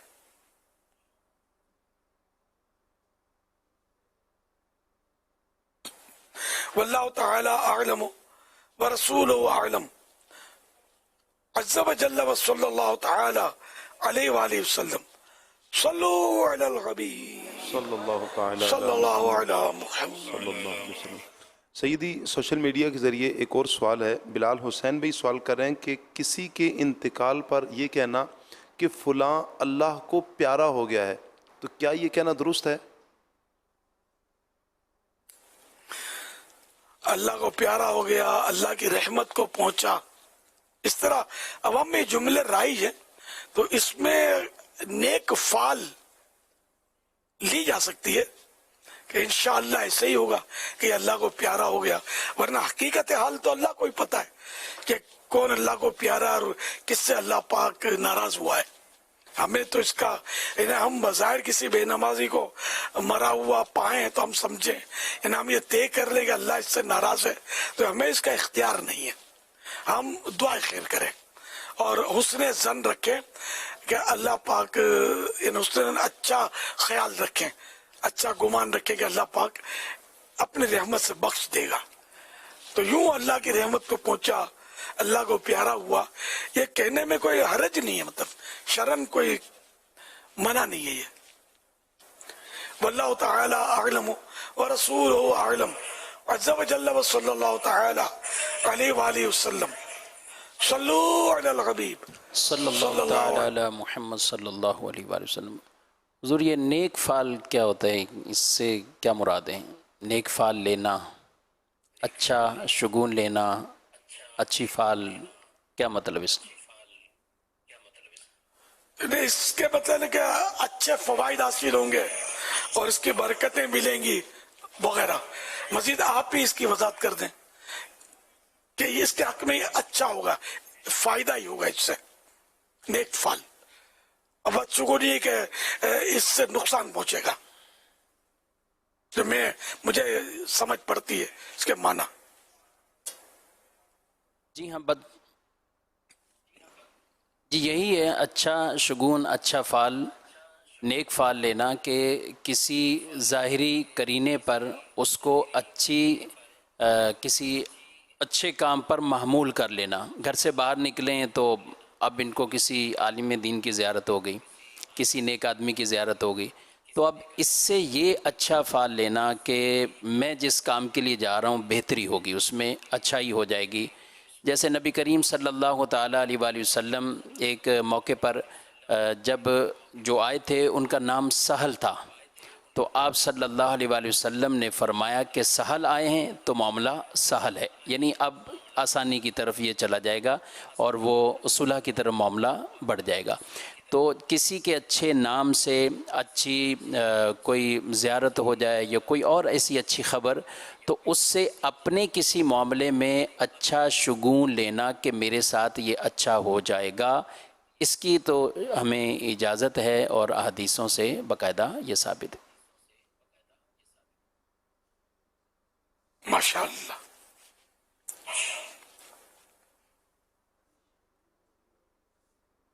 سیدی، میرا آپ کی بارگاہ میں سوال عرض ہے کہ یہ ارشاد فرمائیں کہ اعلیٰ حضرت امام اہل سنت الشاہ امام احمد رضا خان رحمۃ اللہ تعالی علیہ سے آپ کیسے متعارف ہوئے، اور ان کی سیرت کے کون سا ایسا پہلو تھا جس نے آپ کو متاثر کیا اور آپ نے جو ہے وہ ان کا دامن جو ہے وہ پکڑ لیا؟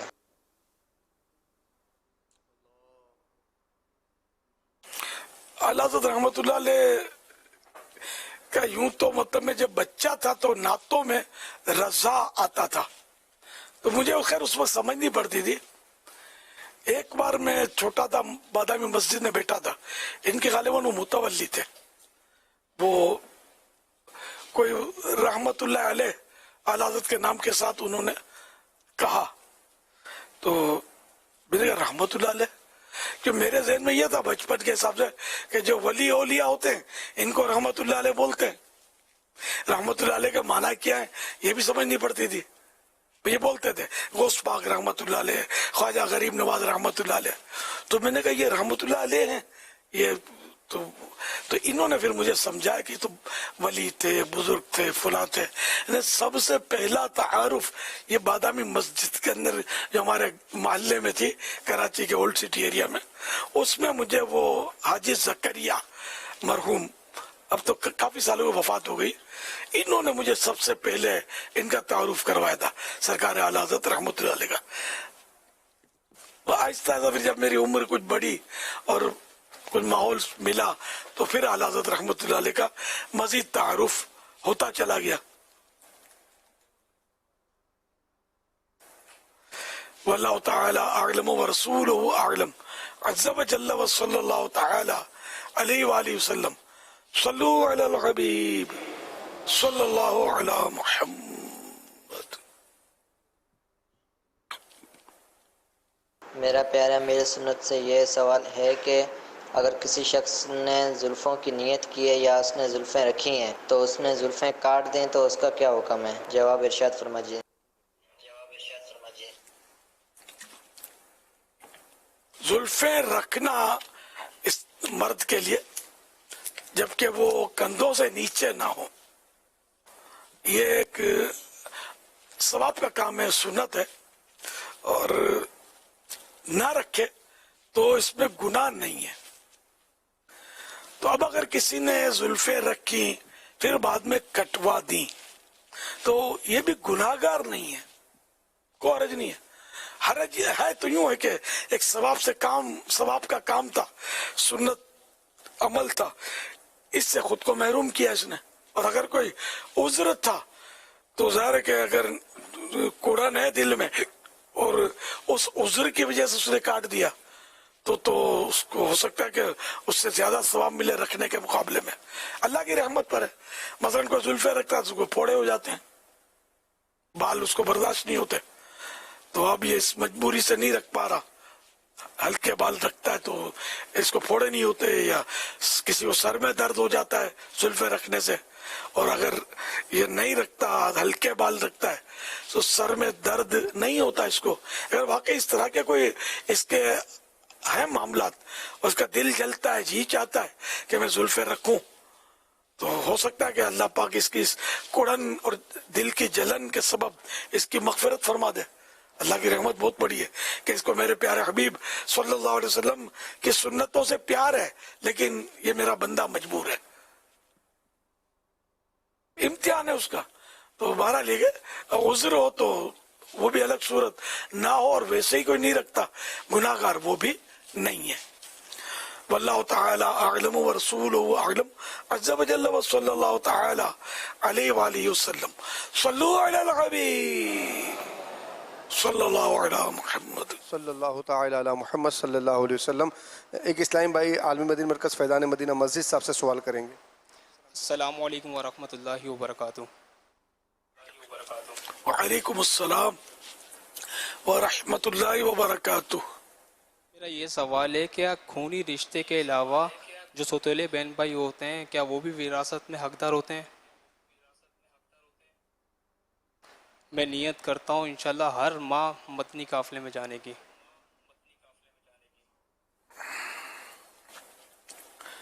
अब बाप का बेटा सगा है, दूसरी शादी की उसने पहली बीवी के बाद, फौत होने के बाद, या वो इस तरह जीते जी भी, और ये भाई बहन सुतेले हुए, लेकिन बाप का विरसा जो सगा बेटा है। मजीद मुफ्ती साहब देखिए क्या इसकी तफसील बयान फरमाते हैं। जैसे आपने एक सवाल की वजाहत करते हुए जवाब की वजाहत में फरमाया, जैसे बाप का इंतकाल हुआ और बाप ने 2 शादियां की हैं, تو دو شادیاں ہونے کی صورت میں اگرچہ ان دو بیویوں کے ذریعے ہونے والی جو اولاد ہے وہ اگرچہ سوتیلے کے لفظ سے تعبیر کی جاتی ہے، لیکن والد کے انتقال ہونے کی صورت میں یہ اولاد چونکہ اپنے والد کی سگی اولاد ہے تو وہ تو وارث بنے گی۔ رہا معاملہ یہ کہ اگر کسی شخص کا انتقال ہوا اور اس کے سگے بھائی بھی ہیں اور سوتیلے بھائی بھی ہیں، یعنی دوسری والدہ سے بھی اولاد تھی والد کے ذریعے، تو وہ بھی اولاد موجود، بھائی موجود ہیں اور اس کے اپنے سگے بھائی بہن بھی موجود ہیں، اور اگر اس مرنے والے شخص کی اولاد بیٹا نہ ہو تو اس صورت میں پھر یہ وراثت سگے بھائیوں کی طرف جائے گی، جو سوتیلے بھائی ہیں وہ وارث نہیں بنیں گے۔ تو وراثت کے اندر جو ورثہ ہیں ان میں رشتہ داری کا ایک بہت بڑا فیکٹر ہوتا ہے کہ جس وارث کو، یعنی جو مرنے والے سے متعلقین جو رشتہ دار ہیں، ان میں جس کو میت سے جتنی زیادہ قرابت داری ہوتی ہے وہ وراثت کے اندر حقدار بن جاتا ہے، اور جس کی قرابت داری دور ہے، یعنی اس کا رشتہ تو بنتا ہے لیکن اس قرابت کے اندر دوری پائی جاتی ہے تو وہ وارث نہیں بنتا۔ تو اس کو ہم یوں بھی سمجھ سکتے ہیں جیسے کسی آدمی کا انتقال ہوتا ہے اور اس کے بیٹے بھی موجود ہیں اور اس کے بھائی بھی موجود ہیں، تو بھائی کا بھی اور بیٹوں کا مرنے والے سے تعلق ہے، لیکن قرابت داری میں جو بیٹا ہے وہ بھائی کے مقابلے میں میت کے زیادہ قریب ہوتا ہے۔ یہی وجہ ہوتی ہے کہ بیٹے کے موجود ہوتے ہوئے بھائی میت کے وارث نہیں ہوتے۔ تو یوں ہی جو بھائیوں والا رشتہ ہے تو اس میں سگے بھائی بھی ہیں اور سوتیلے بھائی بھی ہیں۔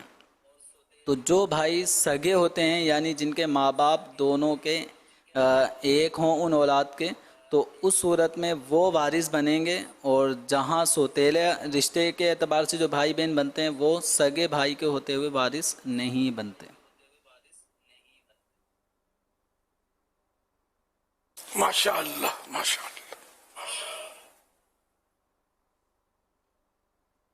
حبیب صلی اللہ تعالی علی محمد، ایک اور اسلام میں آپ سے سوال عرض کریں گے۔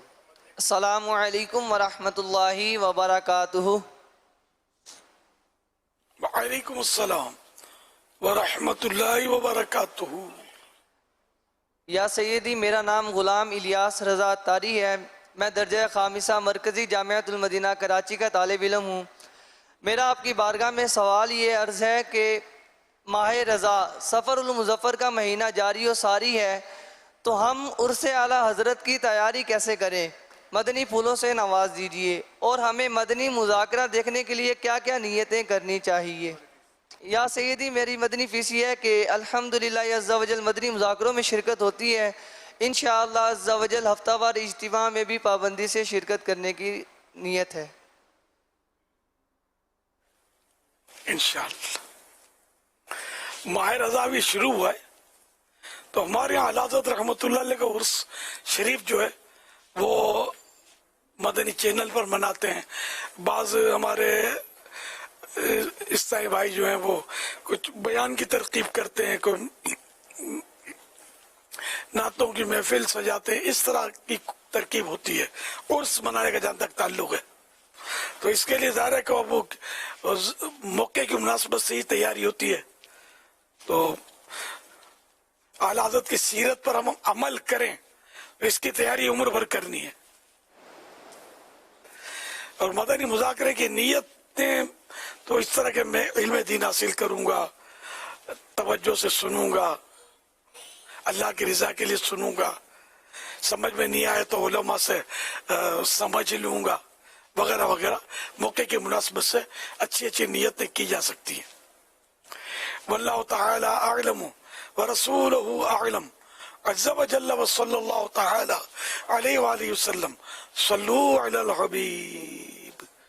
فرمان آخری نبی صلی اللہ علیہ وآلہ وسلم، لا الہ الا اللہ العلیم الکریم، سبحان اللہ رب السماوات السبع ورب العرش العظیم۔ جس نے 3 مرتبہ پڑھا تو اس نے گویا شب قدر حاصل کر لی۔ آئیے مل کے پڑھتے ہیں۔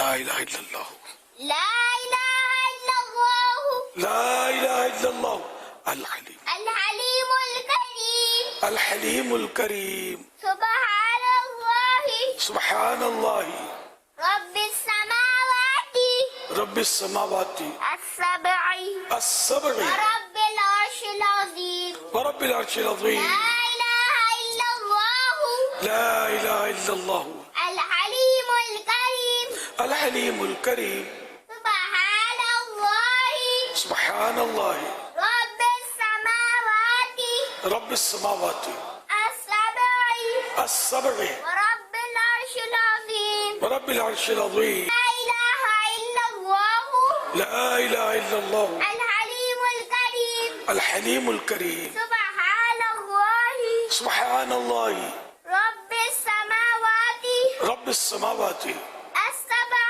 السبع ورب العرش العظيم ورب العرش العظیم صلو على الحبيب صلی اللہ علیہ محمد. حضرت سیدنا عبداللہ بن عمرو بن عاص رضی اللہ عنہما فرماتے ہیں جو یہ دعا کسی مجلس سے اٹھتے وقت 3 مرتبہ پڑھے تو اس کی خطائیں مٹا دی جاتی ہیں، اور جو مجلس خیر و مجلس ذکر میں پڑھے تو اس کے لیے خیر یعنی بلائی پر مول لگا دی جائے گی. آئیے مل کے پڑھتے ہیں. سبحانك اللهم سبحانک اللہم وبحمدک وبحمدك وبحمدک لا إله إلا أنت لا الہ الا انت استغفرک واتوب الیک. سبحانك اللهم سبحانک اللہم سبحانك اللهم سبحانک اللہم وبحمدك وبحمدک لا إله إلا أنت لا الہ الا انت استغفرک أتوب إليك واتوب الیک. سبحانك اللهم سبحانک اللہم وبحمدك وبحمدک لا إله إلا أنت لا الہ الا انت أستغفرك استغفرک وأتوب إليك واتوب الیک. صلوا على الحبيب صلی اللہ علیہ محمد. امیر علیہ سنت کی طرف سے عاشورہ کے دن اور پھر پورا محرم شریف سورہ یاسین پڑھنے کے حوالے سے ترغیب دی گئی تھی. آئیے اس کے حوالے سے کارکردگی دیکھتے ہیں. ملک و بیرون ملک اسلامی بھائیوں اور اسلامی بہنوں کی طرف سے سورہ یاسین شریف کی کارکردگی جو کہ پڑھی اور سنی گئی. اسلامی بھائیوں کی تعداد 43,34,565، 43,34,565. اسلامی بہنوں کی تعداد 38,50,971، 38,50,971. ٹوٹل موصول کارکردگی 81,85,536، 81,85,536.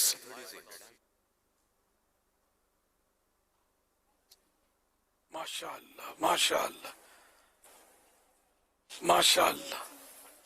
میں نے 72 لاکھ کا عرض کیا تھا لیکن 81 لاکھ سے بھی اوپر چلے گئے.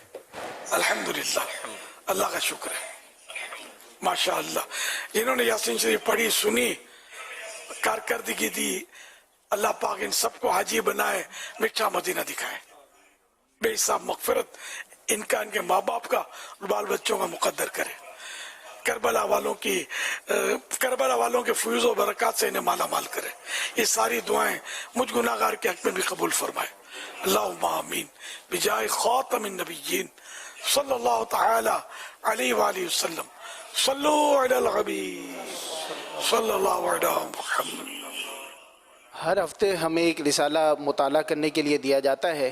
آئیے اس ہفتے کون سا رسالہ ہے اس کے حوالے سے دعائے خلیفہ امیر علیہ سنت سنتے ہیں، اور پچھلے ہفتے جو رسالہ دیا گیا تھا اس کے حوالے سے کارکردگی دیکھتے ہیں. مدنی چینل کے ناظرین اور عالمی مدنی مرکز فیضان مدینہ کے حاضرین، ہر ہفتے ایک رسالہ مطالعہ کے لیے عطا کیا جاتا ہے. آئیے اس رسالے کے بارے میں سنتے ہیں. دعائے خلیفہ امیر اہل سنت. یا اللہ کریم، جو کہ 14 صفحات کا رسالہ امیر اہل سنت سے تلاوت قرآن کے بارے میں سوال جواب پڑھ یا سن لے، اسے قرآن کریم کی تلاوت کرنے اور اس پر عمل کرنے کی توفیق عطا فرما اور اس کی بے حساب مغفرت فرما. آمین بجاہ خاتم النبیین صلی اللہ علیہ وسلم.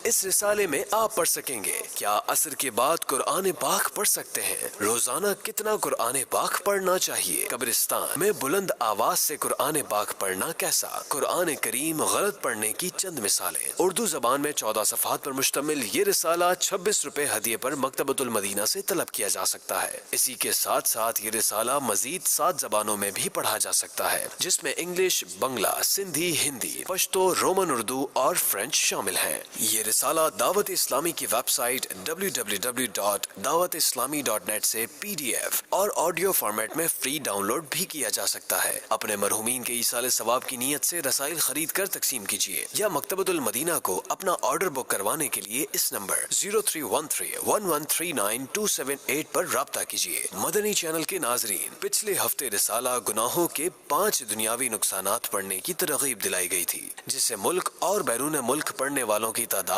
ہم تک پہنچ چکی ہے۔ آئیے دیکھتے ہیں ہفتہ وار رسالہ مطالعہ کارکردگی۔ رسالہ گناہوں کے 5 دنیاوی نقصانات۔ پاکستان اسلامی بھائی 19,34,355 19,34,355۔ پاکستان اسلامی بہنیں 8,0697 8,0697۔ اوورسیز اسلامی بھائی 34,166 34,166۔ اوورسیز اسلامی بہنیں 1,29,083 1,29,083۔ مجموعی مطالعہ کارکردگی 28,98,301 28,98,301۔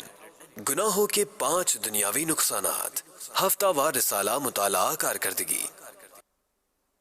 13 اگست 2023 کو مدنی مذاکرے میں ناظرین سے کیے گئے سوالات کے جوابات اور ونر کا نام۔ سوال نمبر 1، لفظ پاکستان کا مطلب بتائیے۔ جواب، پاک لوگوں کے بسنے کی جگہ۔ سوال نمبر 2، کیا پیر شریف کا روزہ سنت ہے؟ جواب، جی، پیر شریف کا روزہ سنت ہے۔ سوال نمبر 3، دعائے قنوت بھول کر رکوع میں چلا گیا تو اسے پڑھنے کے لیے واپس لوٹ سکتا ہے یا نہیں؟ جواب، واپس نہیں لوٹ سکتا۔ درست جوابات دینے والوں کے سلیکٹڈ نام: محمد عامر مشتاق اتاری جھنگ، محمد اجمل اتاری لاہور، بنت معین صدر کراچی، بنت جاوید اتاریہ مامو کانجن، بنت عبد الغفار بورے والا، بنت اظہر اتاریہ بہلوال، بنت عبد القیوم ٹنڈو جام۔ ان سلیکٹڈ ناموں میں سے قرآن دازی یعنی ڈرو کے ذریعے نکلنے والا نام بنت جاوید اتاریہ مامو کانجن، ان کو تحفے میں 1 سال کی ماہنامہ فیضان مدینہ کی بکنگ دی جائے گی۔ یہ اپنا نام یا جس کا بھی نام پیش کریں گے ان کو 1 سال تک ان کے ایڈریس پر کلرڈ ماہنامہ فیضان مدینہ پہنچایا جائے گا انشاءاللہ الکریم۔